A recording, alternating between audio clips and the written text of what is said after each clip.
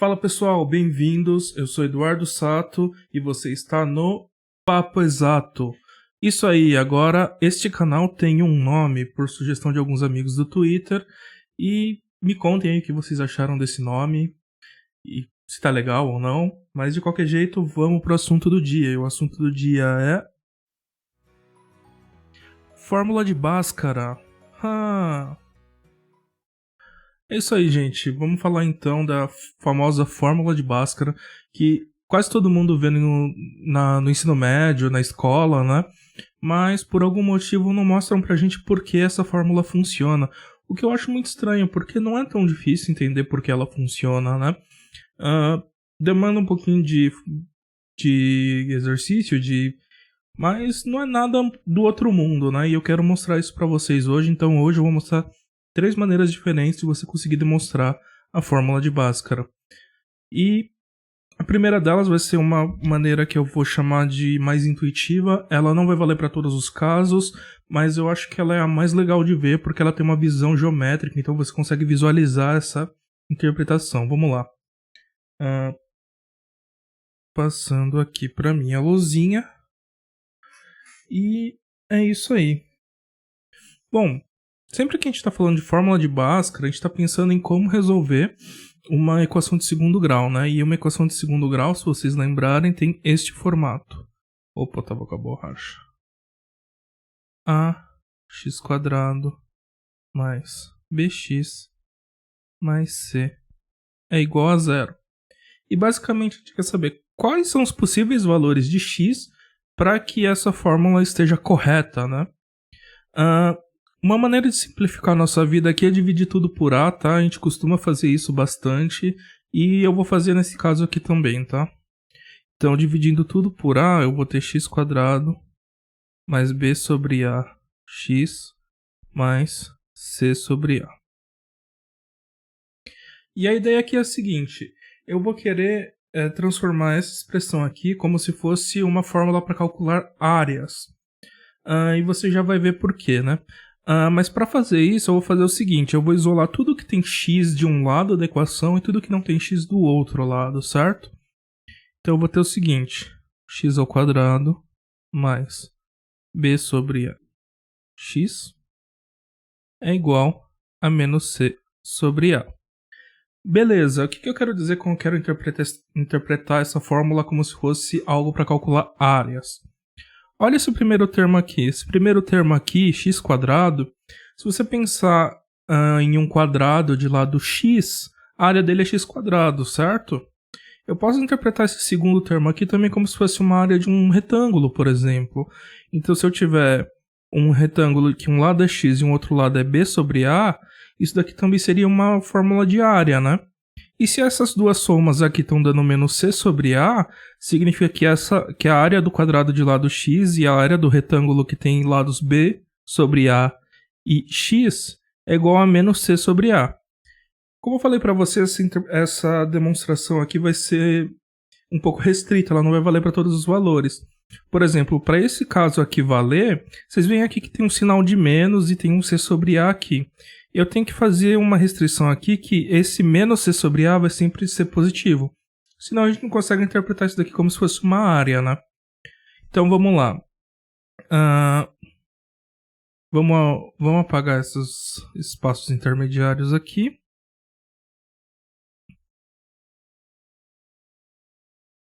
E tentar desenhar isso que a gente está falando, tá?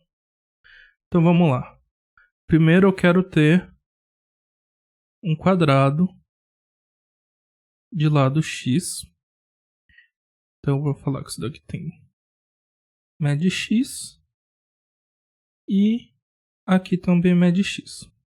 Certo? Para a demonstração que eu quero fazer, ao invés de escrever um retângulo só, eu vou escrever 2 retângulos que cada um tem a metade dessa área aqui, que seria b sobre a vezes x. Então eu vou fazer que um lado é x mesmo, e o outro lado é b sobre 2a. Porque aí eu consigo desenhar 2 retângulos, tá bom? Então eu vou colocar um retângulo aqui. Certo? E eu vou chamar esse lado aqui de b sobre 2a. Bom, esse retângulo está compartilhando um lado aqui com esse quadrado, então o outro lado do retângulo também tem lado x. E a gente faz um outro retângulo aqui de lado b sobre 2a. O que essa fórmula está falando para a gente? Que toda essa área aqui que eu vou rachurar vai valer menos c sobre a.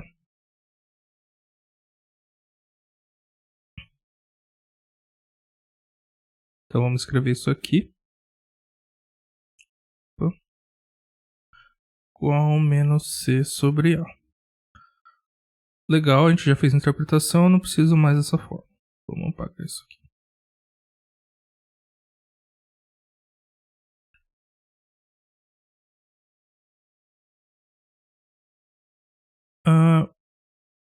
Olha que interessante. Perceba que se eu completasse aqui essa área... Nossa, que grosso.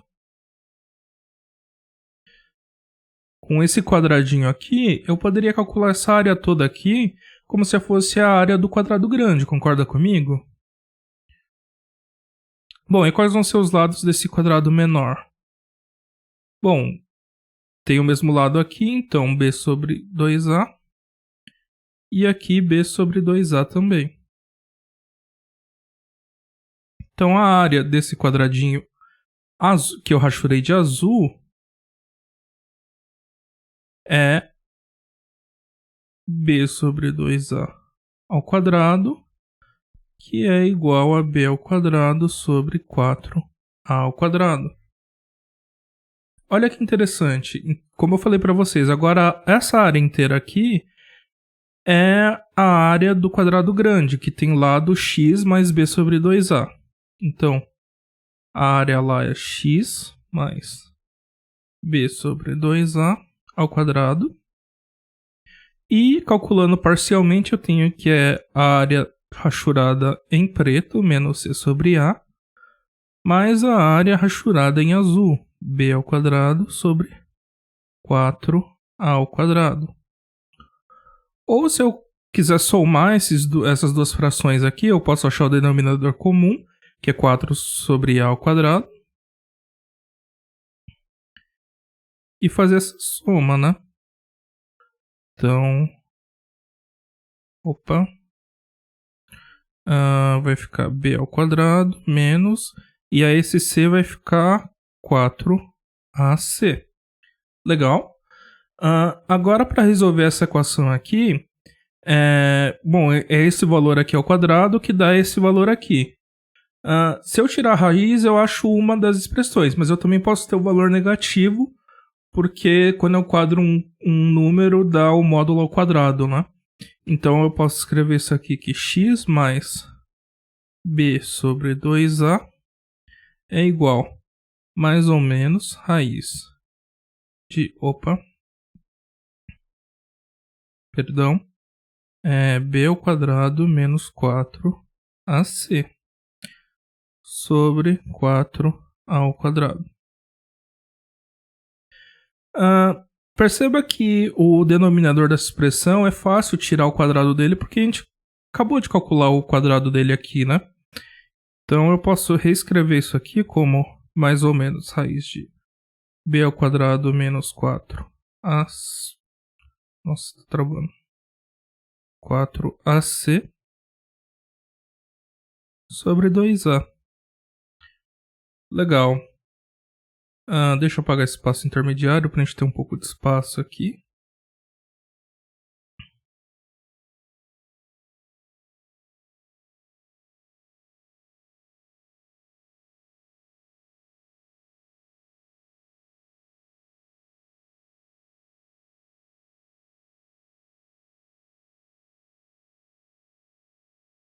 E agora a gente pode isolar x, né? Então a gente vai ter que x é igual...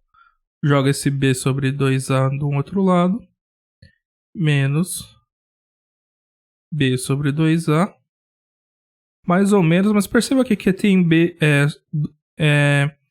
mais ou menos raiz de b ao quadrado sobre 4ac sobre 2a. Então eles têm um denominador comum, né? Então eu posso simplesmente somar essas frações. Então isso daqui vai dar mais ou menos raiz de b ao quadrado menos 4ac. E bom, se você já viu fórmula de Bhaskara alguma vez na sua vida, você vai reconhecer essa expressão, que é exatamente a fórmula de Bhaskara, né? Perceba o seguinte, não foi tão difícil, né, a gente chegar, né, nessa fórmula, mas aqui a gente tem algumas restrições. Tanto a área em preto quanto a área em azul tem que ser positivas, e os lados do quadrado, então esse b sobre 2a e o x, tem que ser positivos, porque a gente está fazendo uma interpretação geométrica, né? Então tem essas pequenas restrições. Mas é legal de enxergar isso aqui, né? Não é tão difícil chegar na expressão da fórmula de Bhaskara. E outra coisa interessante é, às vezes a gente vê na escola o que a gente chama de completamento de quadrados e a gente não entende muito bem por que funciona. E o completamento de quadrados é justamente isso aqui que eu estou te mostrando. Então dá um sentido geométrico a esse nome, né? Eu estou realmente colocando uma partezinha a mais aqui para completar esse quadrado e poder calcular a área dele, né? Então, às vezes a gente vê isso aqui só de uma forma mais algébrica e não faz tanto sentido o nome, né? Porque completamento de quadrados, né? Que estranho. E é por causa disso, basicamente. Legal?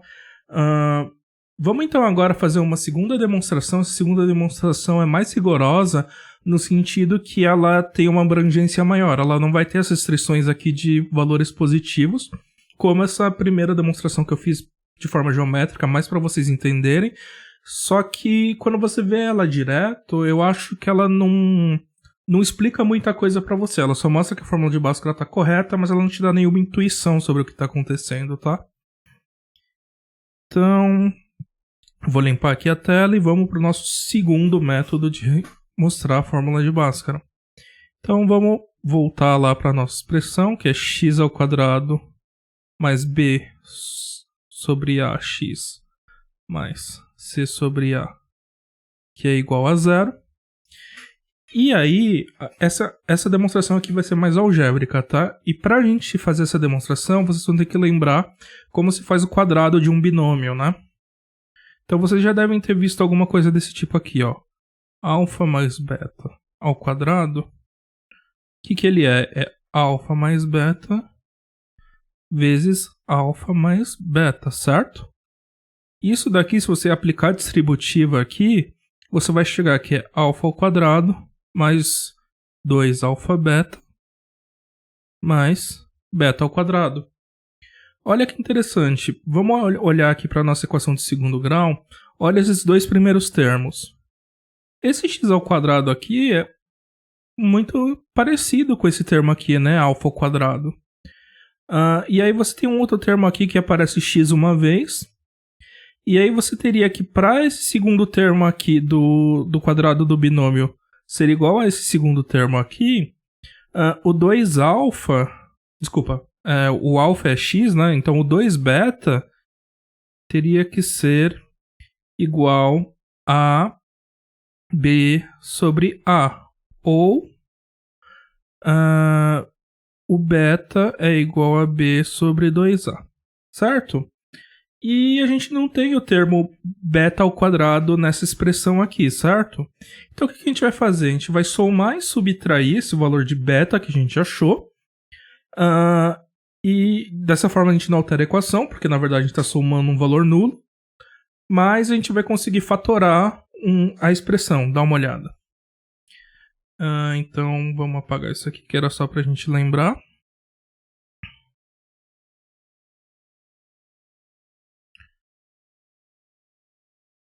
Vamos lá, então eu tenho x ao quadrado mais b sobre ax. Vamos somar um valor de beta ao quadrado. B ao quadrado sobre 4 ao quadrado. E eu preciso retirar esse valor também, né, para balancear a equação. E continua o termo aqui, c sobre a, que é igual a zero. Beleza, gente? como a gente discutiu, esses três primeiros números aqui são x mais b sobre 2a ao quadrado. E aí a gente sobra com b ao quadrado sobre 4a ao quadrado mais c sobre a, que é igual a zero. Perceba que quando eu fiz essa fatoração aqui, foi a mesma coisa que completar o quadrado lá naquele outro exemplo que a gente fez geométrico, né? Só que aqui agora eu não estou falando de lados e de área, né? Então eu não preciso assumir que nada aqui é positivo. Isso daqui também chama completamento de quadrados e muitas vezes não mostram pra gente o primeiro caso, a gente não entende porque chama de completamento de quadrado, mas é basicamente isso. E aqui segue a demonstração igual no outro caso, né? Então vamos lá. X mais b sobre 2a ao quadrado. Joga tudo pro outro lado. Então vai ficar menos b ao quadrado sobre 4a ao quadrado. Desculpa, mais, né? Porque eu fui pro outro lado. Menos c sobre a. E isso daqui, de novo, a gente tira o denominador comum e soma. B ao quadrado menos 4ac sobre 4a ao quadrado. E, bom, a gente tira a raiz. X mais b sobre 2a. Lembrando aqui que tem duas soluções para essa equação, então tem um mais e um menos. A gente tira a raiz. A raiz de 4a ao quadrado é 2a. Então a gente chega na mesmíssima coisa. Menos b, mais ou menos, raiz de b ao quadrado menos 4ac sobre 2a. Que é, de novo, a famosa fórmula de Bhaskara. Perceba que aqui teve menos passos. A abstração é um pouquinho menor, né? Porque eu não estou indo lá para o lado da geometria, da visualização geométrica. Mas em compensação, isso daqui só te mostra que a fórmula de Bhaskara está certa, né? Ela não te dá muita intuição de por que você está fazendo cada passo. É meio como que você quer provar uma coisa que você já sabe que é verdade, né? Mas ela funciona e é bastante rigorosa essa demonstração. A terceira demonstração que eu quero fazer para vocês vai dar um pouquinho de trabalho, mas fica comigo, porque essa demonstração ela te fala um monte de coisas legais sobre como manipular funções, tá? E eu acho que é uma demonstração bastante bacana, porque ela te dá muita intuição do que está acontecendo quando você manipula uma equação de segundo grau, tá? Antes disso, eu quero falar um pouco para vocês sobre eu vou resolver eu vou falar um pouco de uma função modelo, que vai ser y igual a x ao quadrado. E aí, analisando essa função aqui, eu vou conseguir achar a solução de todas as equações quadráticas de segundo grau, tá? Mas primeiro vamos analisar essa função aqui. Eu quero fazer um gráfico dessa função, tá? Então vamos esboçar. Vamos pegar alguns pontos testes aqui. Quando x é 0, 0 ao quadrado é 0, então o y também é 0. Então vai ter um ponto aqui exatamente na origem do meu sistema de coordenadas, tá? Eu vou chamar aqui esse eixo horizontal de x e o eixo vertical de y. Quando x é igual a 1, 1 ao quadrado é 1, então o y também vai ser 1. Se ele fosse menos 1, vai dar a mesma coisa, né? Porque quando você quadra um número, fica positivo, né? Então vocês já vão perceber uma propriedade dessa função aqui, é que a função x ao quadrado é simétrica em relação ao eixo vertical, tá? Se você continuar fazendo aqui, por exemplo, você calcular o x igual a 2, você vai ter que o y é igual a 4. Então você vai ter um ponto aqui e um ponto mais ou menos aqui também. Não está exatamente em escala, porque eu não medi essas coisas aqui, mas é só para vocês terem uma noção, tá? E aí se você desenha essa função, você chega num formato mais ou menos assim. Finge que isso daqui tá bonitinho, tá? É só para vocês terem uma noção do que está acontecendo aqui. Esse formato aqui é chamado de parábola. Então, funções de segundo grau representam parábolas no plano XY, tá bom? Só que essa daqui é uma função teste, né? Essa daqui não são todas as funções de segundo grau. Então, o que eu quero fazer? Eu quero modificar essa função aqui de forma que eu consiga representar diferentes tipos de parábola, tá bom? E aí, vamos fazer o seguinte. O que eu posso fazer com essa função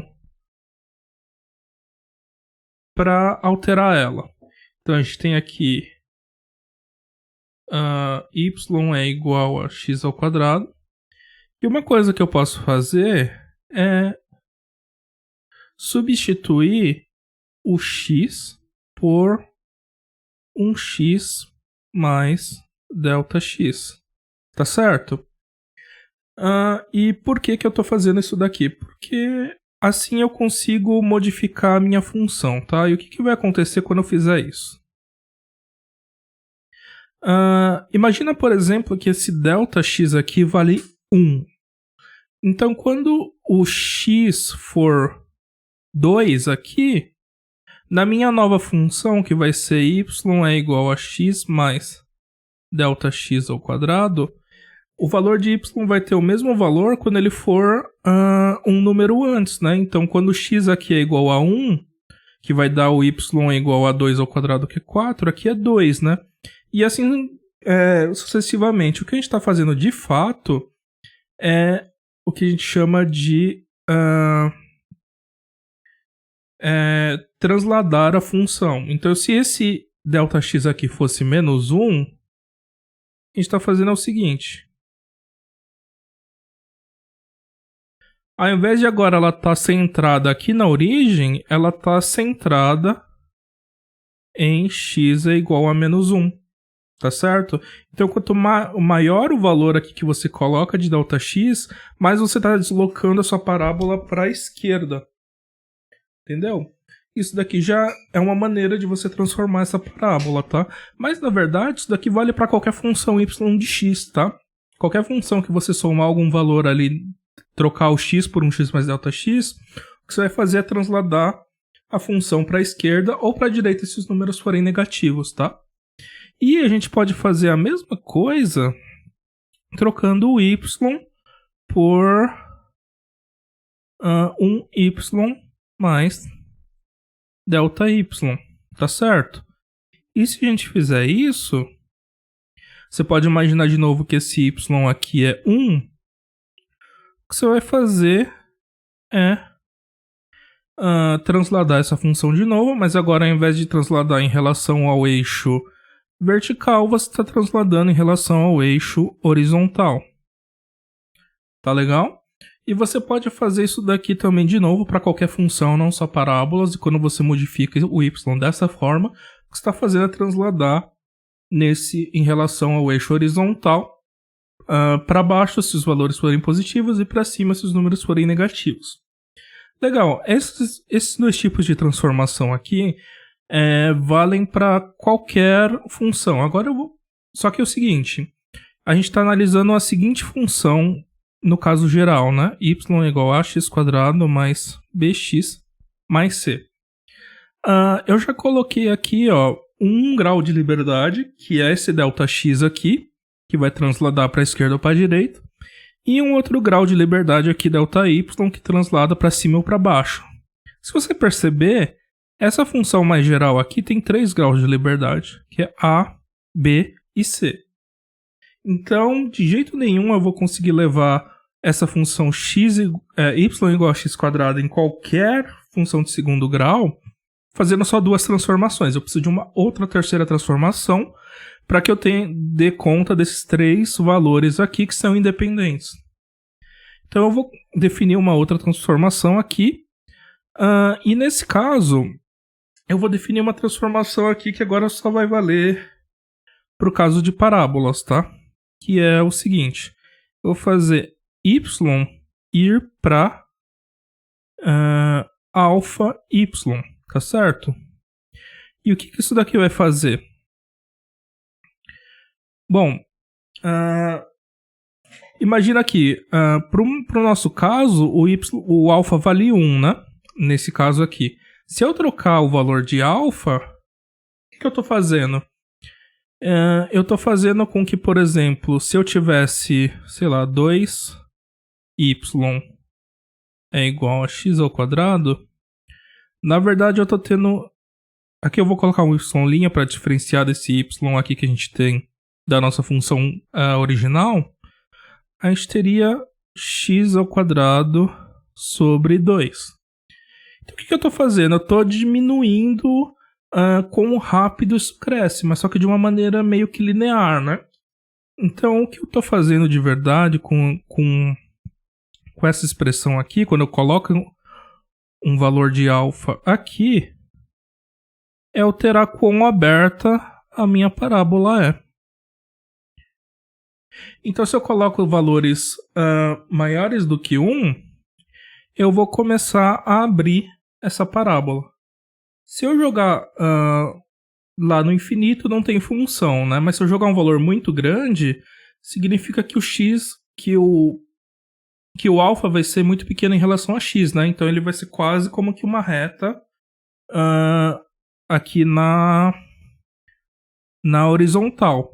Se eu colocar valores menores do que 1, eu vou começar a fechar essa parábola. Então eu teria alguma coisa, sei lá, mais fechadinha assim, né? E eu posso chegar até o valor 0, que eu não tenho função nenhuma, né? Então ela acaba colapsando aqui e virando uma reta aqui junto ao eixo vertical. E se eu jogar valores negativos, bom, eu vou refletir a minha parábola, né? Jogar ela para valores negativos de x aqui. Legal? Então isso daí meio que está controlando a abertura e fechadura dessa parábola, tá? E agora eu aplicando essas 3 transformações eu consigo chegar em qualquer parábola, tá? Eu vou te mostrar por quê. Uma coisa importante é que algumas vezes vai depender... essas transformações dependem da ordem que você aplica essas mudanças, tá? Então eu vou aplicar isso nessa ordem aqui. Primeiro eu faço x e para x mais delta x. Depois eu faço y ir para y mais delta y. E depois esse y aqui vai ir para um alfa y. Tá certo? Então vamos lá. Vamos analisar a nossa função modelo. Y é igual a x ao quadrado. Aí depois ela vai ir para... Bom, eu substituo, né? Então vai y é igual a x mais delta x ao quadrado. Depois ela vai virar y mais delta y é igual a x mais delta x ao quadrado. E depois isso daqui tudo vai virar alfa y mais delta y é igual a x mais delta x ao quadrado. Eu vou abrir essa expressão aqui e mostrar que ela é equivalente a uma função de segundo grau, tá? Então, primeiro, alfa y mais y. Bom, vamos abrir esse quadrado aqui, né? X ao quadrado mais 2 delta x, x mais delta x ao quadrado. Jogando para o outro lado, né? Y é igual a alfa y, né? X ao quadrado mais 2 delta x, x mais delta x ao quadrado menos delta y. Ou y é igual a x ao quadrado mais 1 sobre alfa x ao quadrado 2 delta x alfa dividido por alfa vezes x. E aqui, delta x ao quadrado menos delta y sobre alfa. E aqui perceba, isso daqui é exatamente uma função de segundo grau, né? Esse primeiro termo aqui é A, esse segundo termo aqui é B, e esse terceiro termo aqui é C, tá? Então, vamos conseguir um pouco de espaço aqui.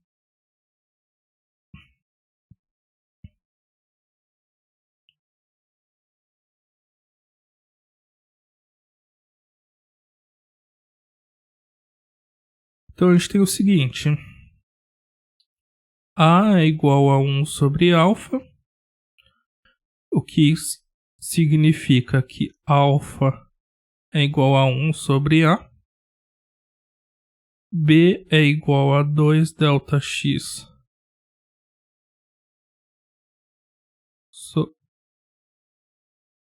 sobre alfa. Ou seja, delta x é igual a 2 alfa B, que é igual a 2b sobre A, certo? Desculpa, eu fiquei um pouco travado aqui, mas é porque eu ativei automaticamente o meu OK Google aqui e ela pesquisou alguma coisa aleatória, eu tava ouvindo o que era. Ai, ai. E agora vamos lá pro C. O C é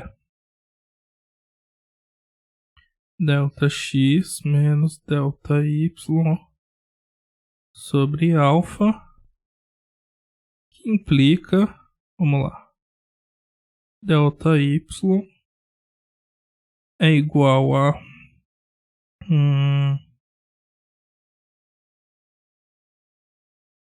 alfa c menos delta x ao quadrado. Isso daqui é igual a c sobre a menos 2b sobre a ao quadrado, que é igual a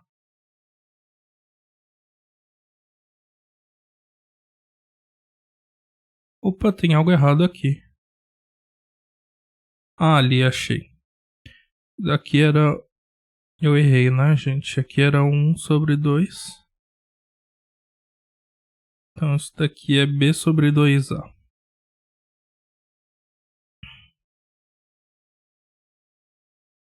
E aí eu tenho que mudar aqui também.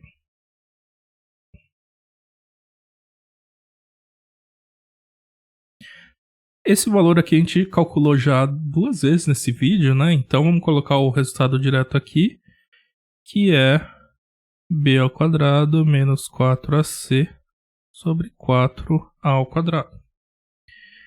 Então perceba, se eu escolher esses valores de alfa, delta x e delta y, eu consigo levar a minha função y igual a x ao quadrado em qualquer função que eu queira. Legal, vamos usar isso a nosso favor.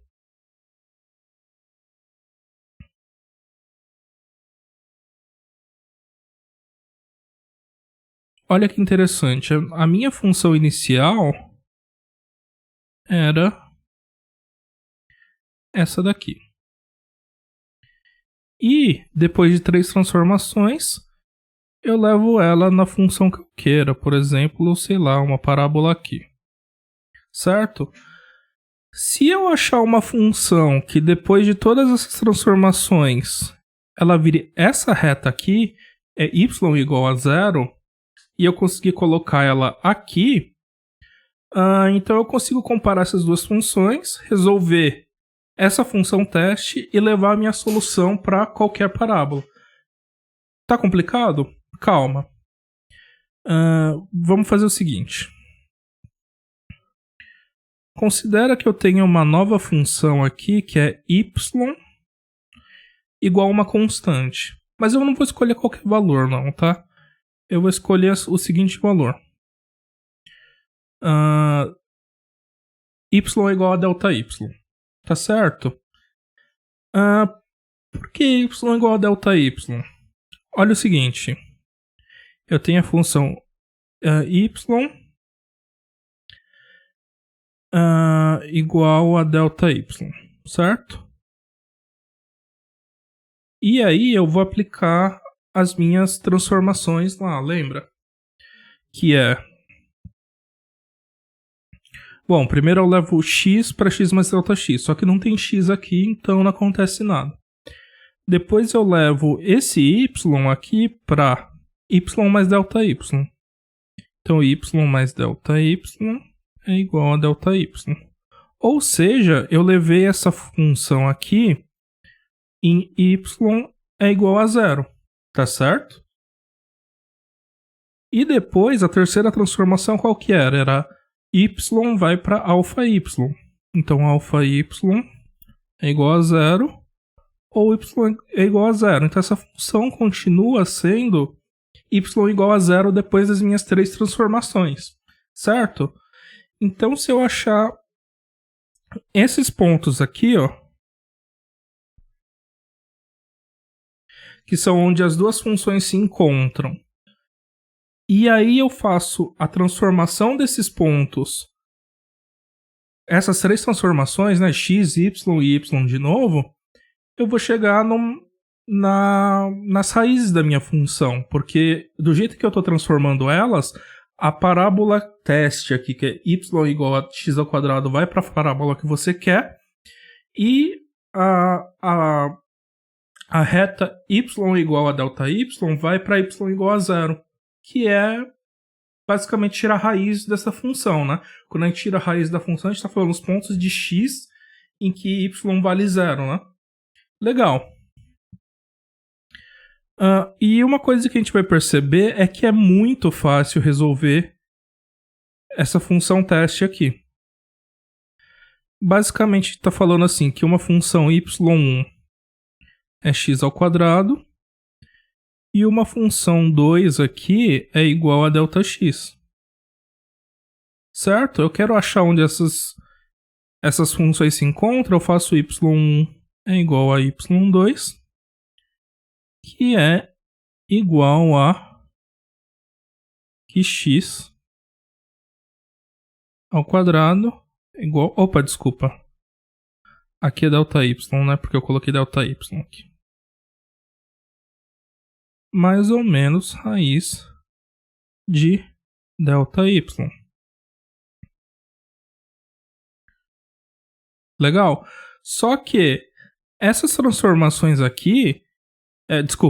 essa solução aqui vale para essas funções aqui. Eu quero levar agora ela para a função mais geral possível. Então eu vou aplicar as três transformações, né?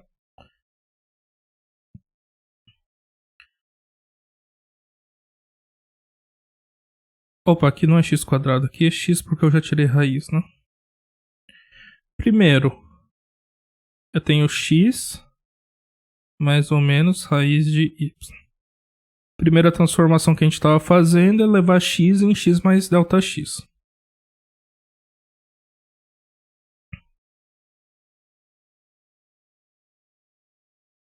A segunda transformação é levar y em delta y. Mas não tem y nessa expressão aqui. Legal, então não acontece nada. E a terceira transformação também é aplicar uma transformação sobre y, que era levar y em alfa y. De novo, não tem y aqui. Então essa daqui é a expressão geral.